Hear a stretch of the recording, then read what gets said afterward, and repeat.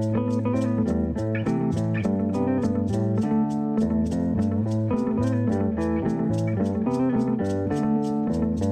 to the Research Studio, the place where we talk to current doctoral students involved in practice-based, practice-led or practice-informed research in the arts.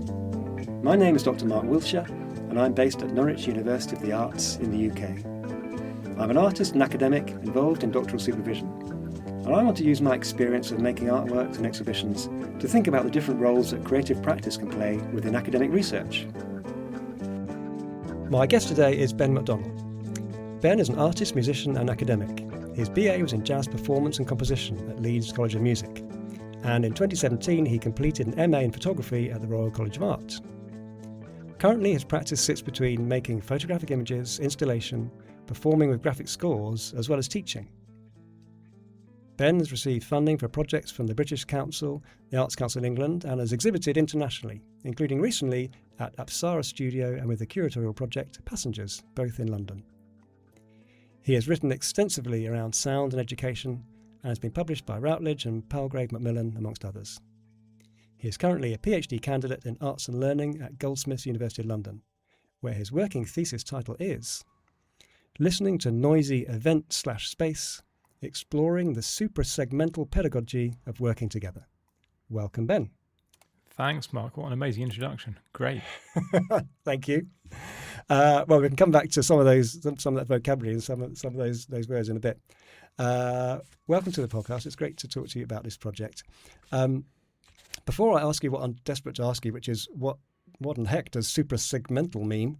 I thought I'd ask you more generally, how did you come to research in this area? How did the ideas for this PhD sort of originate with you? Yeah, I'm great. Yeah, I'm really aware that when people read back PhD titles, they sound very PhD, don't they? It's really fun to have that read back. So yeah, let's address that in a bit. But I came to it through just the process of making and my kind of experience of education, I suppose. So like you said in the introduction, I studied music and worked as a musician for many years.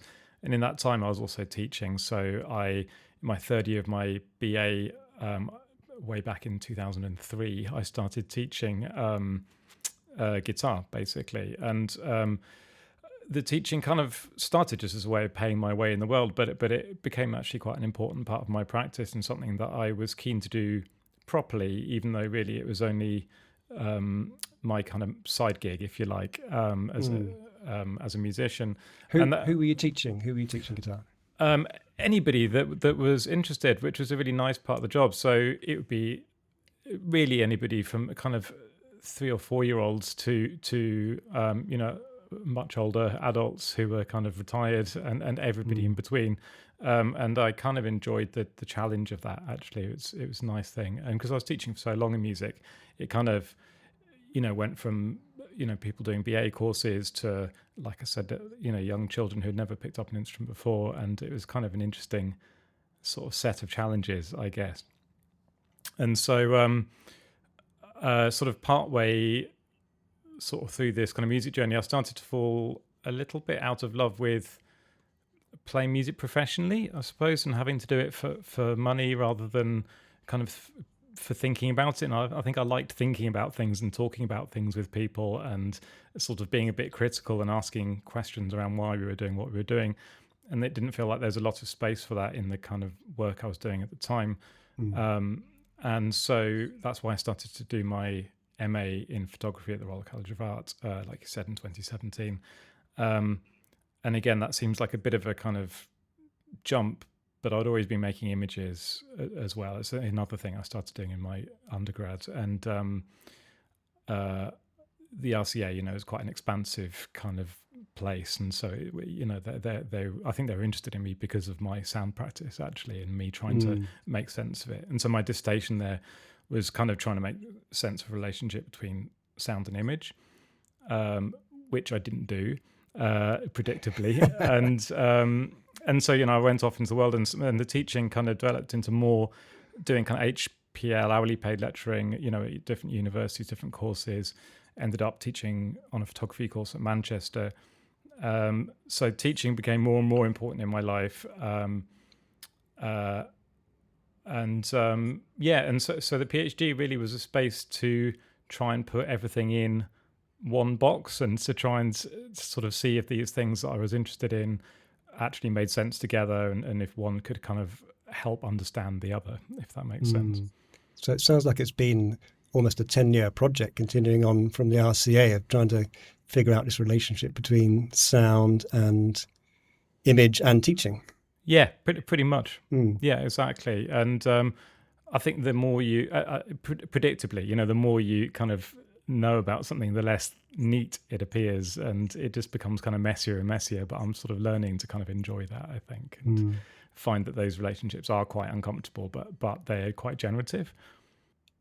One of the kind of starting points of your research, as I see it so far, has been when you have gone in to observe or take part in what you call teaching events, so group crits or discussions with students, and then you have tried to transcribe those, or transcribe the sound of those events visually. Could you say something a little bit like that? Because that's really kind of is that the starting point for the thesis? Am I right in saying that? Yeah, exactly right. I kind of arrived at that through not knowing what I was doing, I think, and sort of doing things as an artist and as a teacher, so sort of making images and taking parts in crits and sort of trying to find my way in research a little bit. It wasn't a kind of easy start, and I'm sort of aware that when you talk about these things retrospectively, they sound very like I did this and that led completely to this, and that certainly isn't how it felt. But I always kind of enjoyed crits, and I've written a little bit about them before, and have found them, whilst there's a kind of problematic side to them sometimes, I've also found them incredibly generative and useful and interesting sort of dialogic teaching spaces, and quite unique, I think, to a kind of art school environment. And so it seemed logical to me that as a musician, where you're sort of especially a jazz musician, you're taught to kind of transcribe as a way of understanding something. So that's the way you learn, essentially, is you listen to a record and you try and kind of figure out what's going on and then try and play that back, and that's kind of how you learn. So I figured, well, I don't know what's going on in this space exactly, in this crit space, so why don't I transcribe it and use that as a way of kind of understanding what was happening there.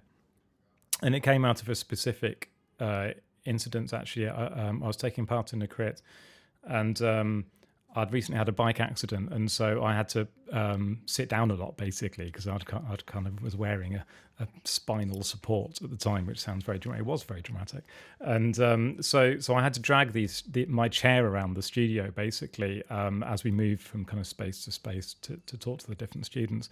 And it made this incredible sound as I dragged the chair along the floor. There's this kind of like amazing scraping sound, and I was kind of struck by it sonically. I thought it was kind of interesting, but then it also kind of felt like it somehow summarized my kind of embodied situation at the time of being in that space, as well as the kind of movement that was sort of implicit in that space between the almost like the choreography, if you like, of the crit. And so I was like, oh, that's kind of interesting. So I'd started just by kind of making chair scraping sounds and trying to work out, quite accurately what notes they were. And it kind of grew from there into maybe a more less accurate and more kind of subjective transcription of things that are going on in the space, focusing a lot on not so much on what was said or done, but more when things started, when things stopped, maybe sort of intensities of dialogue, or the sort of things that are harder just to write down, I suppose. And maybe the chair scraping kind of incident set me off on that, because it's like that is a thing that might be ignored somehow in a kind of written transcription, if you like, but in a sonic transcription, that was like the most important. That's the thing that jumped out first. So that's what led me into this kind of attempting to transcribe things that were happening in the space that weren't necessarily the words, if you like, everything but the words. Yeah, so obviously normally you would be thinking about the words and the spoken conversation of a crit and that kind of exchange of meaning between the participants. But what other sounds are there? What other kind of sounds are you able to think about and listen to? Yeah, another good question. So they became, so there were specific sounds like one of the artists taking part stamped on a piece of charcoal at the start of her crit, and it was this really kind of quite shocking moment, and everybody kind of turned around and yeah, it was kind of, again, it was a sonic instance that was like really quite important at that time, and it was a sound thing first and foremost, and so that was kind of quite an important one. And then, using your phone timer as a kind of way of starting and stopping sections. And so the little kind of interruption of the kind of crystals phone alarm that I had going. So these are like specific sounds, but then it kind of led on to thinking about when things started and stopped. Who spoke? Was it a group speaking, or was it an individual, or what was the relationship between those things? And it became kind of like a more of an interest in structure, sort of texture, if you like, and the way things kind of transition from one thing into another thing.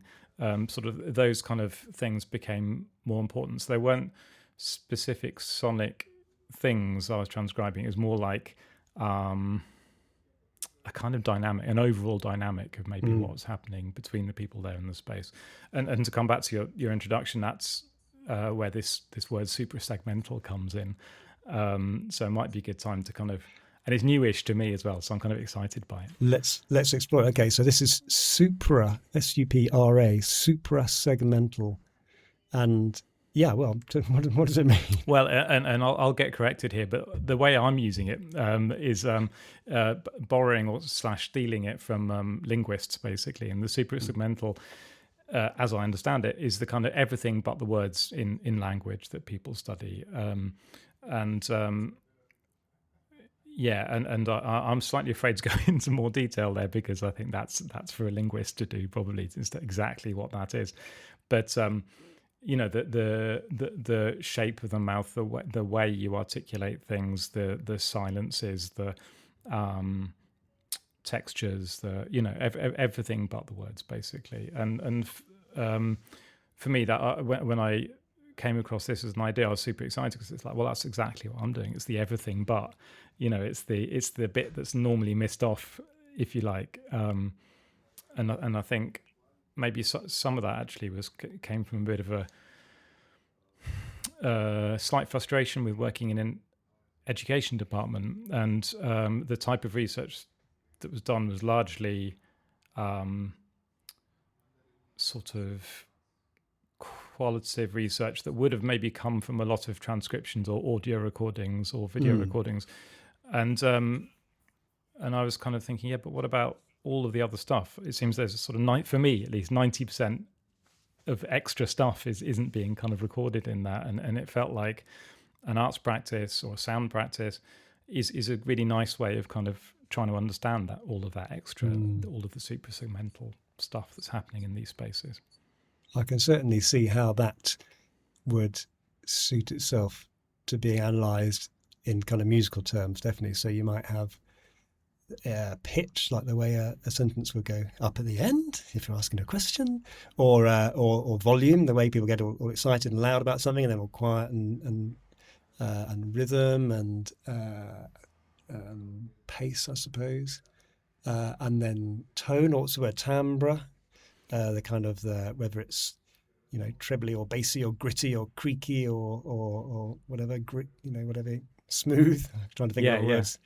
So a whole range of kind of audio qualities or characteristics. Yeah, and did you find yourself able to kind of document these, and did you have to invent new ways to document it? Because obviously there are ways already of documenting conversations and sentences, which sort of linguists use, aren't there? But did you have to find new ways to tackle this suprasegmental thing?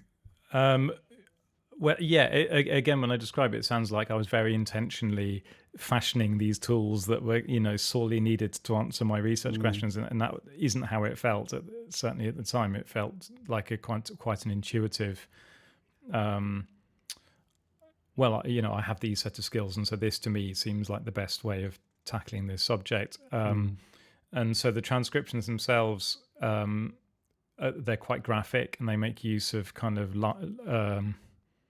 symbols and signs, and they kind of borrow from the kind of graphic music of people like Carew and John Cage and all of those guys, and what I quite liked about this graphic notation is it's a little bit more open and less subjective and less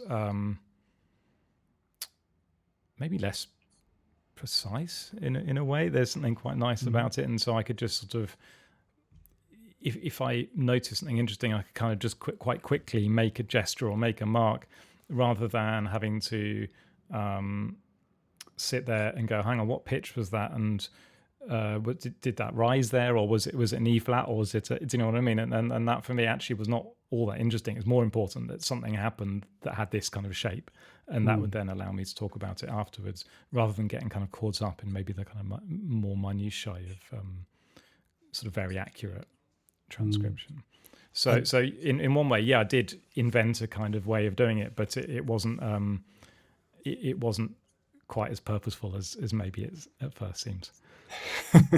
Retrospectively purposeful is what it was. It's all smoke and mirrors for a PhD, isn't it? There was a phrase that I remember my supervisor used for me once, which was what's it now? Post hoc rationalization. When you look back on something and you come up with a reason for it afterwards. Yeah, but I think you can be quite serious about that, can't you? And I kind of again struggling when I first started with this idea of like, what's research and in an art context, and how does that work, and what's the difference between a research and practice? What is that difference? And I sort of made the decision earlier on, I think, to do things because I felt so moved to do them, and then figure out what they were doing after, rather than trying to use the practice to somehow illustrate or explain something I was reading or thinking about. And for me, that seems the right way around to do it. Obviously, everybody works differently and so on, but so yeah, the kind of ad hoc, I think that's fine. I think that's totally legitimate. Yeah. I think you've just defined like the idea of practice-led, haven't you? Where you are involved in a practice, and you have a feeling that you should try to do something, or just you want to try something out just to see what happens, and that's really where the learning comes from, isn't it? Rather than just having an idea and trying to illustrate it or trying to show it, trying to follow it. Yeah, absolutely. And I think it's harder, certainly for me. Because you don't know why you're doing it, other than you thought it might be interesting. It's kind of constantly following your nose a little bit, and that's not always a comfortable place to be necessarily, I think. Especially when you're kind of in a like more formalized, like you said, PhD setting, and you have to go and sort of talk to people and answer questions and eventually defend this research, and when it does come from quite an uncertain place, that can feel quite hard. But I do believe in that way around of doing it. I think it is, like I said, for me anyway, a kind of more meaningful way of inquiring. As you kind of analyse them or try to analyse them like this, did you discover something new about them? Did this sort of visual approach open them up in a different way? And what did you learn about them? Yeah, I think the first realization was that they had the tendency, if they were a piece of music, it'd be a really tedious piece and repetitive piece of music. And so, for the sake of sort of academic rigor, if you like, I'm not going to name names or places or anything, but one place where I was sort of brought in to help run some of these crits. It was a kind of tradition in this institution that the experts would kind of speak and the student would sort of respond, and then it repeated and repeated and repeated and repeated, and it felt like a very kind of didactic call and response that would just go over and over and over again. And I was kind of thinking, there's no, even in a pop song, there's a middle eight. or the chorus that's repeated with a key change at the end, or do you know what I mean? Something that to kind of break the monotony of it. And in this case, there was just none of that. It was just the same thing over and over and over again. And so that got me thinking of oh god, yeah, that's seems to be a bit of a kind of omission, doesn't it? Why is there this happening? So yeah, I started thinking about those structures quite a lot. And then when then maybe a bit more specifically in that, like when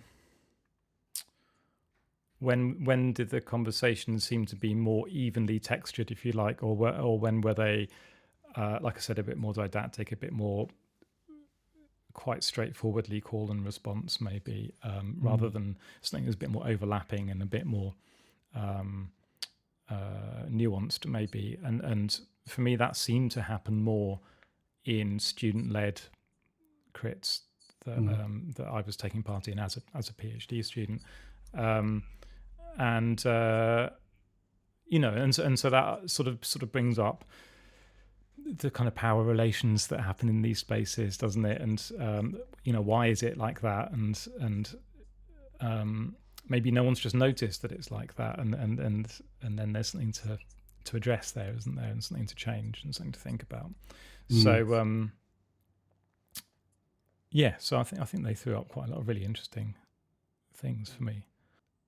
And it made me think about structure quite a lot. I really like the essay "The Tyranny of Structurelessness" by Jo Freeman, and she's obviously talking about a very different thing and talking about kind of radical feminist working groups, and she's kind of arguing that if there's no clear structure, then these kind of unarticulated, quite dangerous kind of unstructures can happen underneath of people just sort of taking power, without there being any formal kind of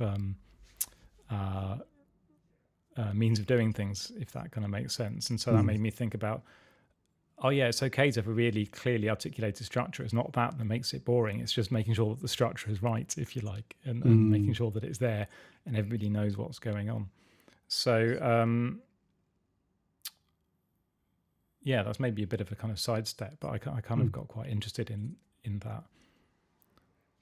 So you end up with these sort of visual transcriptions, visual scores based on events, and I should quickly describe them. They're kind of they're almost like sculptural. They're sometimes on sheets of metal or interesting backgrounds, and then you have created sort of lines using bits of tape and markers and coloured pens and stuff. And there's all sorts of symbols and signs and gestures, clouds of pattern or texture, sometimes little explosions of sort of visuals. So they're really interesting, varied like artworks to look at, those visual artworks, I think. Was that part of their appeal to you? Yeah, I mean, it's a nice description. Thank you. I like nice things. I'm an artist, I like how things look. So there's always a kind of aesthetic kind of tuning to things, I think, and that's that. Again, I think that's okay. That's fine. But so my little rule for myself was that I used the same sheet of this galvanized steel for each of the transcriptions, and I just screwed it to the wall in the studio. And I quite liked using these materials that were they feel like they have something to do with education. Actually, there's something about kind of wiping a pen on a board and sticky tape and these quite kind of cheap temporary kind of materials, that so I think maybe there's a subconscious kind of using of those, and again I wanted to make them quite relatively quickly and in quite a kind of unstructured way, I guess. And then I'd make them, and then I would photograph them, and then I would erase it and do the next one, basically. So actually all I have left is the images of the transcriptions. There's a certain kind of beauty in the artwork itself being really ephemeral, just as it's an ephemeral record of an ephemeral event, isn't it? Yeah, exactly. And I think that again it kind of came from quite a pragmatic, I don't want to store 8 of these in the studio or whatever, but then also like you said, is what in an ad hoc learning way, it makes sense, doesn't it? It seemed to fit quite nicely to me, and so it's nice when things tick both boxes. And then you started to kind of flip the process around and start to wonder, how you could use these scores or similar scores to create events and make things happen. So how did you move to that? Or what was your sort of first step towards doing that? I suppose it was a process of writing as part of the PhD and doing sort of reflecting on these transcriptions and kind of what was important in them, and these kind of qualities that came up that felt quite broad maybe and quite hard to fully understand. So I was like, well, what am I going to do? What do I do with a word like structure or timbre or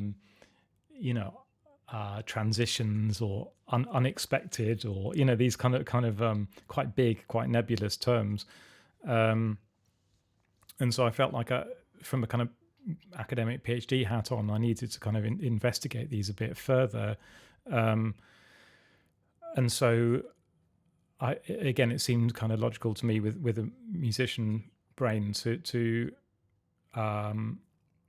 make a piece of music essentially that kind of explored these things, and again it sort of seemed to fit quite nicely. It feels like sort of taking part in the crit, making music in a room with people. To me, it doesn't seem all that different. I think there are differences, obviously, but that it doesn't seem like a huge jump to me. It kind of makes sense. And the other thing that quite nicely retrospectively again did was sort of broaden out and narrow down the research in terms of it being about how we work together in a space, basically the qualities of people working together. And that for me quite nice, because it freed it from the specificities of the classroom, if you like, but also made it quite a kind of distinct area of research. And so yeah, it worked quite nicely for me that. So practically I started making scores basically. The other thing that happened actually that instigated that was Anne Talentire and Chris Fitter-West-Salek, who are both very nice artists and writers and lovely human beings, run this kind of sound and performance night called HMN, spelt HMMN, I think. And it's this kind of undocumented space to try something, basically. That's their little kind of remit, and they invite people to come and take part. So they invited me to do something, which I was very pleased to be asked to do, and wrote some of these scores and made a little book, and performed them with another guitar player as part of that, basically. And so that was the start of that. I think this is a good time to hear a little bit of some of these performances. Great.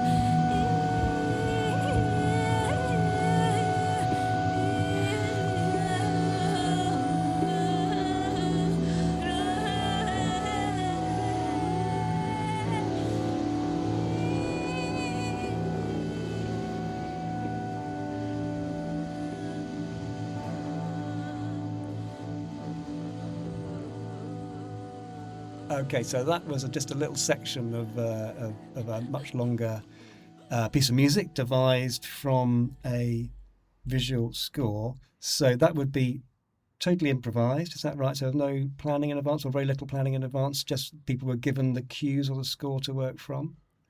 And then we're not talking about a musical score with like staves and crotchets and notes and things. We're talking about sort of shapes and lines and textures and colours even that they're using. So maybe you could say a little bit about how the musicians might work together to create a bit of music from that. Yeah, exactly right. It's quite a hard thing to talk about in great succinct detail. So I suppose it's worth saying that my background is in largely jazz and kind of improvised music, and I've always been very interested in that kind of relationship between improvisation as something kind of spontaneous and but also not. I mean, a lot of jazz music, for example, is a language that you learn and then you regurgitate at the right time, and I think when it's at its most uninteresting, probably that is what's happening. But for me, there's always something, the best kind of moments were when that was being transcended somehow. And yes, there was a structure there, and maybe it's playing a standard like All the Things You Are or something, and likelihood most of the audience are musicians, everyone knows the chord changes that are happening underneath, but something kind of transcends that and happens extra to that and extra to the language, and so that was an interest of mine anyway.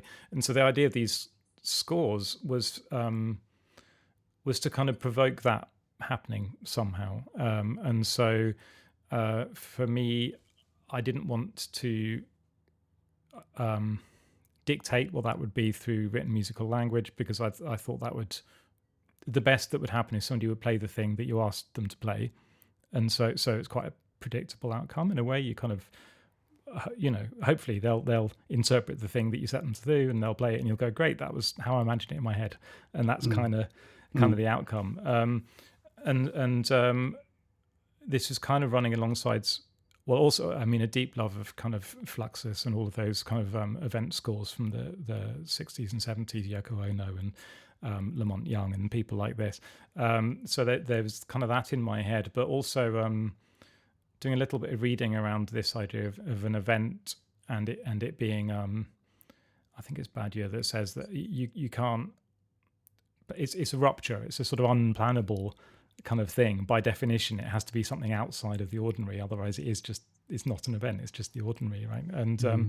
And so I was thinking, well, what can you do with that? And so the idea of these scores was to kind of not to make an event happen, but to see if I can create the parameters for an event to happen. Does that make sense? So you're not saying this is going to happen then, but you're going to say, well, hopefully this is enough to provoke something happening, and I don't know what that something is, but I'm really interested to find out how that could unfold. And so that's where this kind of graphic language came from, of that being hopefully enough to bring people together and give an indication, support people essentially to work together, but not to dictate what they're going to do when they were playing together. So it's a little bit of a balance between. So in your introduction, when you said it's improvised, I was kind of winced a little bit, because it's kind of not, because there is a score and we are following the score, but it does largely rely on people's interpretation of that. And I, as the composer, I don't know what that interpretation is going to be. All I do is kind of set the parameters for it, really. It's a little bit like kind of booking a room and putting the chairs in and putting the tables there, and hoping something interesting is going to happen.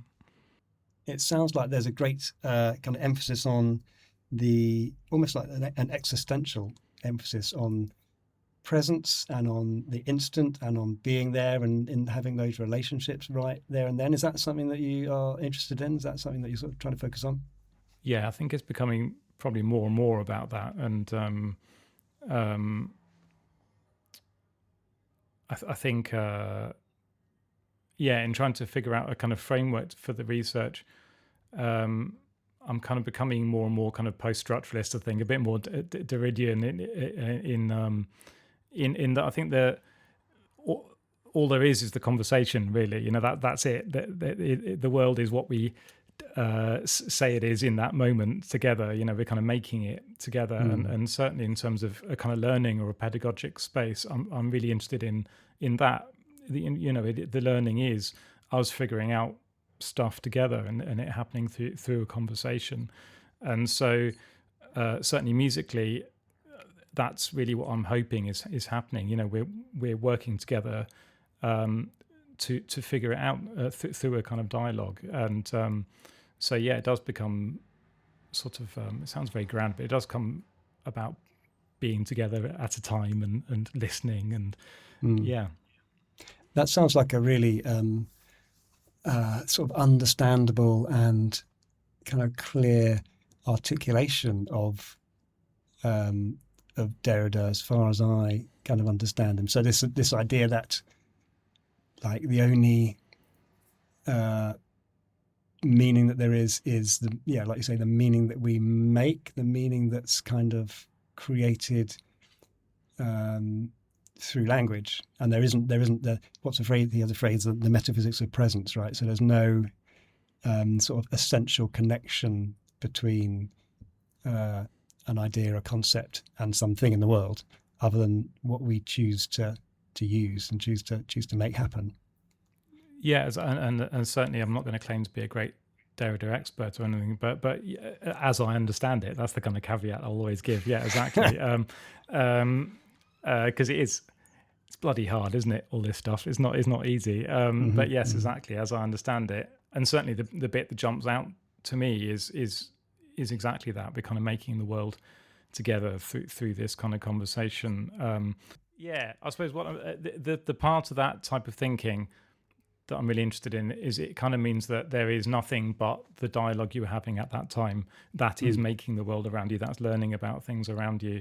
And I think that's really good at kind of critically countering the kind of the word, the logos, the kind of authorial voice, the individualistic practice of making or passing down knowledge from one expert to it kind of counters that, because it's saying, well, none of that, there is no word, none of that exists, there's only this conversation that we're having, and so that chimes quite nicely with my idea of an art practice being something that you do around and with people. Learning about art is something I firmly believe is something that's done collaboratively. It's done around and with people, and it's certainly not me as an expert coming into a studio space and imparting the word, to the student.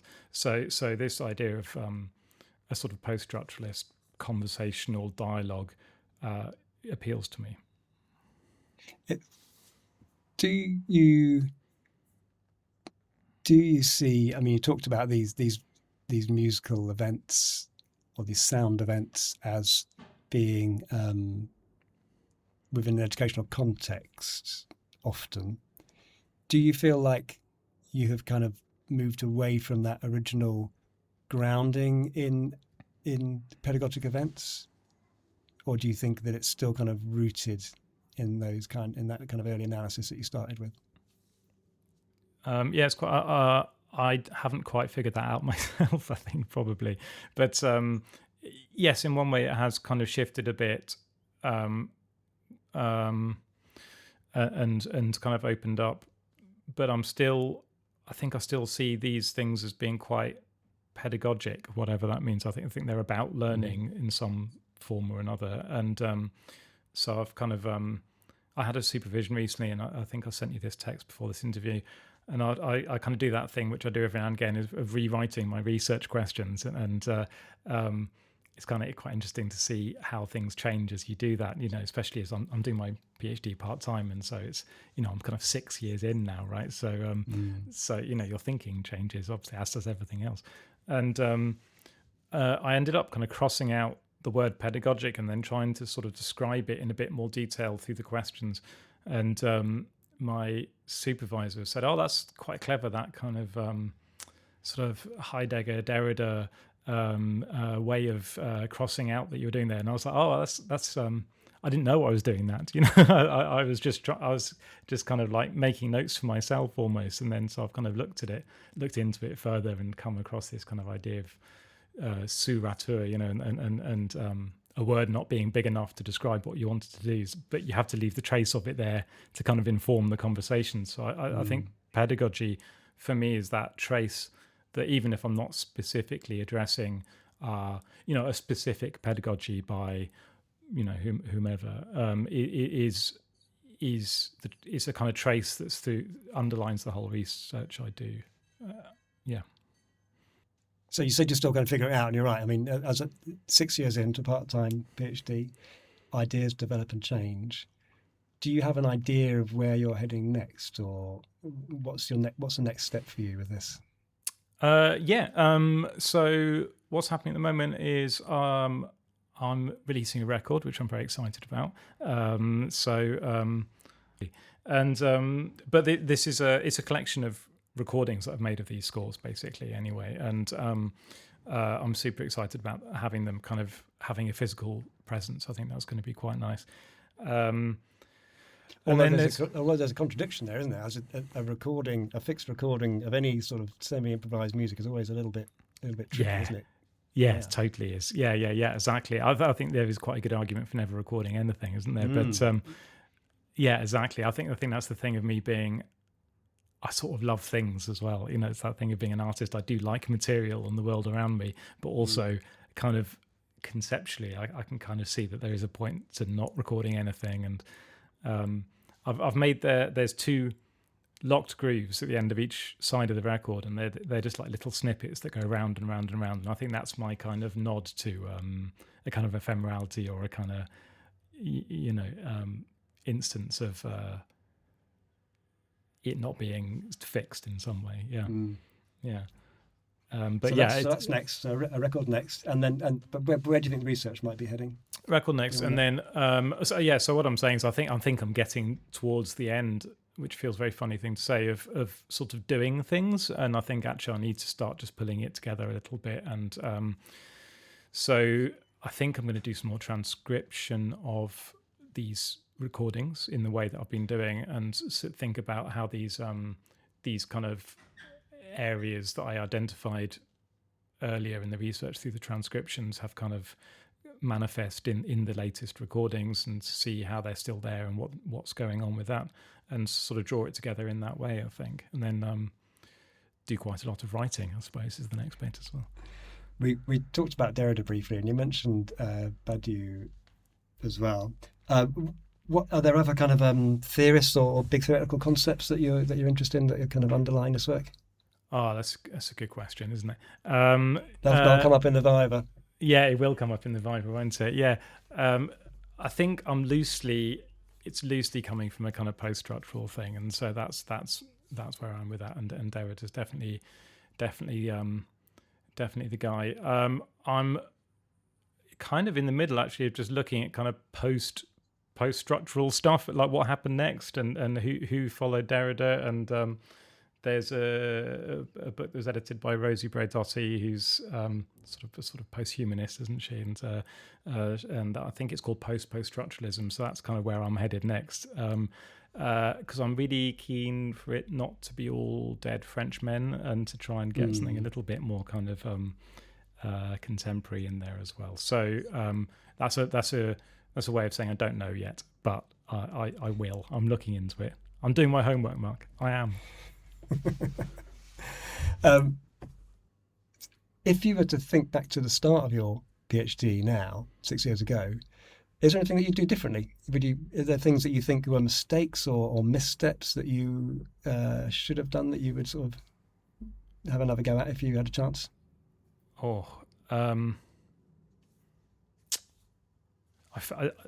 Like I kind of alluded to, I did find it quite a hard beginning, and would I've done something differently?